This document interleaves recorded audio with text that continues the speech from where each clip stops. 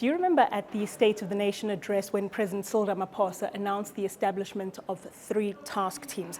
We won't go through all of them, of course, but I did think one of them stuck out and is quite important for us to discuss, and that's government's response to the foot and mouth disease and the pandemic that's currently gripping South Africa. Let's take a step back and first talk about what the foot and mouth disease is.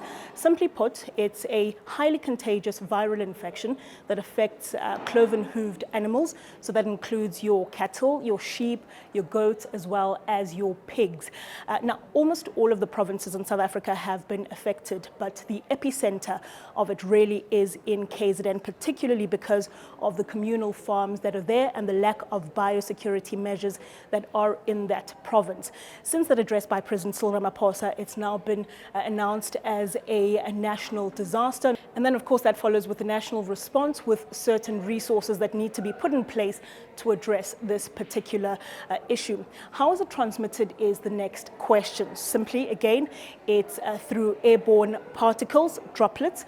It's contact between infected animals with non-infected animals, and then through humans, humans with their equipment who are in contact with affected animals, who then touch other non-affected animals, can then pass it on. Fortunately, it cannot be transmitted to humans, as it were, but it does have dire implications for people, of course, not just because of the farmers that depend on livestock farming as their livelihoods, but also as consumers. You and I are impacted by that.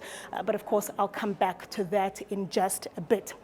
One of the other questions that's been raised is how it's then prevented. Again, it's the implementation of certain biosecurity measures and vaccinations. And that was the big one in President Cyril Ramaphosa's address last week when we had the State of the Nation address. Of course, the rollout of the national vaccines, to address the pandemic that we are now seeing. A lot of people will say that the response by government is quite delayed because this is an issue that's been raised by the agricultural sector for a couple of months now.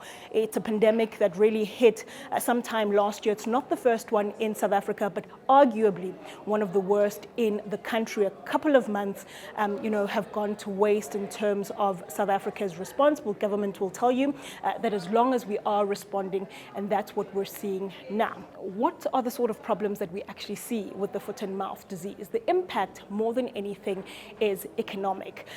The livestock sector accounts for about half of the agricultural economy. We have one of the biggest beef producers based in South Africa in Heidelberg, that's Karen Beef, and they supply a large amount of exports into the rest of Africa in terms of beef. So an impact on that, of course, impacts the amount of money that they're able to make, and by implication, South Africa as well. One of the other big things is that an infected animal, an animal that's infected with FMD, produces less milk. What does that mean for you and I? That there's an impact on your dairy product, but also on the amount of beef that's available in terms of supply versus the demand. And basic economics 101. A lower supply versus a higher demand will always bring the prices up. And we've seen that with inflation. You would have seen inflation somewhat moderated during the course of last year, but there was a marginal uptick towards the end of last year. And part of that was the push through food prices, higher food prices, particularly the red meat prices. So inflation, you and I, impacting us, the access as well to your red meat products, and of course your dairy products. The solution, we've heard from President Cyril Ramaphosa, and this wasn't the first time that we were hearing the announcement of the rollout of vaccines. 14 million in terms of the national herd of cattle that we have in the country need to be vaccinated over the course of about 12 months. And that requires 28 million jabs of this particular vaccine. Therefore, we'll start seeing the local production resuming of the vaccines themselves, but also the import of vaccines, not just from Botswana, but possibly also from Argentina as well. It will obviously take some time within these 12 months. I think there is a target to at least vaccinate about 80% of that 14 million population of cattle.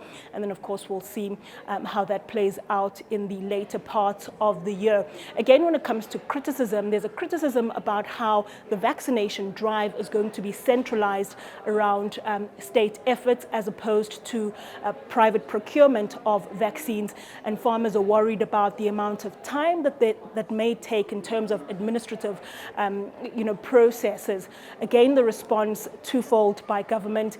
The response is that not only does that allow them to centralize the resources and make it easier, but it also creates a system where you're able to create jobs, because we simply don't have enough people in the system to administer the vaccines. Therefore, short-term job creation in the long run, as well as we look at government's response. But we'll see how that plays out over the next couple of months. Nokukhanya Mntambo, Eyewitness News.